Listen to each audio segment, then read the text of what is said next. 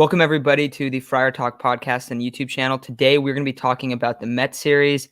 Then we're going to be talking about the Padres' recent hitting struggles. And finally, we're going to talk about them converting the rotation back to a five-man rotation. Chase, you weren't here last episode, so I'll let you start out, man. What did you think overall about the Mets series and, I guess, the Padres' lack of bats in that series? Yeah, we can't hit at all. I was sort of expecting us to not be able to hit Jacob deGrom because that man is having the best season for a pitcher in the history of baseball right now. So I was expecting that. Stroman was a toss-up. He is an ace caliber pitcher. The Padres offense has been struggling a lot. So you're like, okay, you know what? They can explode randomly. So hopefully it goes against Stroman. That never happened. And then you look at the third game and you go, wow, we're facing Joey Fuego. We know what Joey Fuego has been on the team for multiple years, and then we traded him to the Mets. We know he's not that guy that should go 6 innings and maybe one earned run. No. We know that the Padres should be able to hit Joey Fuego and nail him for 4 runs in 5 innings. That didn't happen. Our only bat right now is that brings runs in is Tatis because Pham is just always getting on base. And then Machado finally is showing some power, but it didn't happen until after Tatis' grand slam. So it still shows that Tatis is the catalyst of this offense, and then nothing really happens behind that, or it occasionally happens behind that. And that's been the case for these past 3 or 4 series where nothing's really been happening. And if it does, it's all Tatis. So yeah, there's not much saying on that. The pitching was all right. We've had better outings from our pitchers. Chris Paddock was really good. It was just that high fastball, but other than that, he looked like 2019 Chris Paddock right there. He struck out 9. The strikeouts were there. The innings were there. He allowed a couple of hits, but hey, if he continues to do that, then as our 4 option, that's all we can ask for him. Yeah, so Chase pretty much touched up on the bats. I'll talk about the bats a little bit too. I want to talk about the pitching for sure. Blake Snell, his last outing at home, had a really, really good outing. Comes into this series, and he gets out of a base. I believe it was a bases loaded situation where he got a double play, and then the next inning just all hell breaks loose, and he gets taken out relatively quick. I believe it was he pitched 4 1/3, 4 2/3, maybe 3, 4. Okay, so we pitched 4. It just wasn't really that great of an outing for Blake Snell. And we talked about it. His home numbers are very, very good. His away numbers are very, very bad. But hopefully he picks that up against. I believe his next start is going to come. It's going to come against the Rockies, and the following one's going to be at home against the Dodgers. So hopefully he picks it up within these next 2 starts. But Joe Musgrove, he did have a good start. He had a rough first inning, but after that he picked it up. He threw a solid 6 1/3. Only allowed 3 runs. And I believe that's a game we should be winning. And it's very concerning that the Padres aren't able to hit ace caliber pitching right now, because in the playoffs, I think it's inevitable we're going to make the playoffs. We're going to be facing a lot of ace caliber pitching. So we definitely need to pick up on that. And then Chris Paddock threw amazing. That was probably his best outing of the year, even though he did allow 2 runs. He just looked phenomenal. He just had that one bad pitch. And, credit to the hitter for taking advantage of that bad pitch. But other than that bad pitch, he threw some very, very, very solid innings. And I was very, very proud to see that, very happy to see that, because, he has had some struggles lately. But that was really good to see. But when touching up on the bats, I put in our chat that I think Tatis is 30% of our run production, whether it's him scoring or him hitting some bombs, having some RBIs. He's like that was serious. He's actually 30% of our run production right now. And he's just been an absolute monster this year, even though the average isn't there. The home run totals are there. Everything else is there. RBIs, OPS. He's been an amazing ball player, but everybody else needs to pick it up. Much credit to Tommy Pham, give him a lot of slack.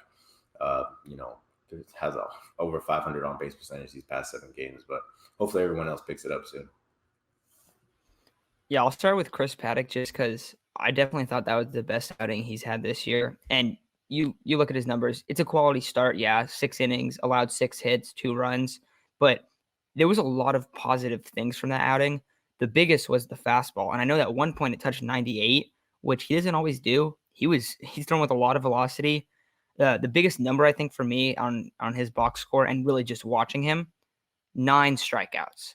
Because what us 3 talked about early on in the year is the problem with Chris Paddock was that he wasn't getting guys to swing and miss. he'd get guys into 0-2 counts or 1-2 counts or whatever it is, and then they would fight back, either walk or, they'd get a pitch in a decent enough hitters count. It was first pitch strike almost every single time. And I think, was it Tony Gwynn Jr. that was talking about that every time? He was like, oh, look at Paddock, first pitch strike. He just kept saying that. And it happened a lot. He did allow the 2-run home run, but even that pitch was just a little bit off on location. Not even like the worst mistake I've seen him make. He wasn't hanging a curveball or a changeup right in the heart of the plate, and a lot of times when Paddock will throw a ball, in the middle of the zone like that, immediately when it comes out of hand, you go, oh no, this one's going to get taken like 500 feet. Didn't feel like that at all. Now, it was a good way to capitalize on the Paddock mistake. But besides that, he was fantastic. He had, was it a leadoff double in one of the innings, and then he holds the guy there. I think he got to third, but he doesn't end up scoring. Like, just so good. So many swings and misses. I thought he was phenomenal. And I would probably say that him and Tatis were the two bright spots of this series. You could toss in Pham, of course, and Cronenworth. Those are the other two guys that have been producing a lot. But outside of them, it's been a big struggle. Musgrove, you could also bring up. He had a pretty solid outing. But we've just seen Musgrove so dominant. So if he has a 6 in, what is it? I think it was 5 2/3 or 6 innings, something like that, and he allowed 3, that's an okay outing. But we've just seen him have so many games where he comes out in 7 scoreless. So I think that's why that kind of goes on the back burner. Blake Snell, his ERA is almost back over 5. He had he got out of the bases loaded jam, really hyped up. Doesn't really get the run support, and then DeGrom comes back, hits a 2-run single, and they pull him after that, and he just kind of fell apart then. But I think with Blake Snell, it's still going to be the inconsistency because he looked good at the beginning of the game. He looked really good, and we were like, hey, look, Snell's looking like he did last outing. And then it just kind of fell apart. I think it was in the 5th inning because he didn't even get an out in the 5th inning. So you look at the starters, they did good. Isaac, you brought up that the Padres can't hit ace caliber starting pitching. I would go to say they can't hit starting pitching in general. They haven't been able to do anything against starting pitching. And that'll be the next segment. So we'll get to that in just a second here. But they are 13 in total runs scored, which isn't bad, but they're 21st in home runs, 21st in OPS. And those were the two things that they were really flourishing in last year. So that's the thing that I think everyone is super concerned about.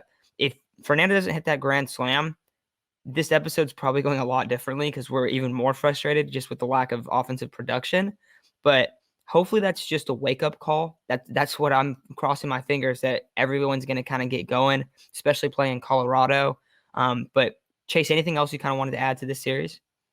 Hopefully, since we're Colorado, it is a very hitter-friendly park, that we can start getting some bats on fire. Hopefully some guys start to come back. Myers usually hits really well in Colorado, and we can start to see some of that power coming back, but we'll see.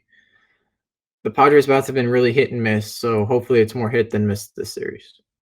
Yeah, there was one thing that you said that really stood out to me, Matt. You said that if Fernando doesn't hit that grand slam, we're probably talking about this whole series a lot different. I think it's starting to get too much of, if Fernando doesn't do this, if Fernando doesn't do that. Like, I understand he's the superstar of our team. He's one of the superstars of the league. But it's not like we don't have guys like Machado, Grisham's coming back, Will Myers, Eric Hosmer. Like, why we're just not seeing enough production out of the guys outside of Fernando? It's just so much reliance on Fernando. It's too much. Like, I don't think we're going to win many ball games relying on just one superstar, relying on one guy to bring in 30% of the runs, whether it's him scoring or him hitting somebody in. But that's going to be for the next segment. Other than that, we lost the series 1-2. It's whatever. I think we're going to start bouncing back soon. I think this win was a big way to end the series. Oh, absolutely. I think this was one that you really, really wanted to have, just with all the struggles, and to end the series on an exclamation point in a positive way for the Padres. That was big. But I think that'll do it for this recap. Just want to say, we are going to be going live tonight at 5:00. And so if you guys have any questions, hop on. That's kind of where we're going to be doing our preview. So we'll be on until the Rockies game starts. I believe it starts at 5:40. So a 40-minute live stream, but make sure to come on to that. But that's going to do it for the segment.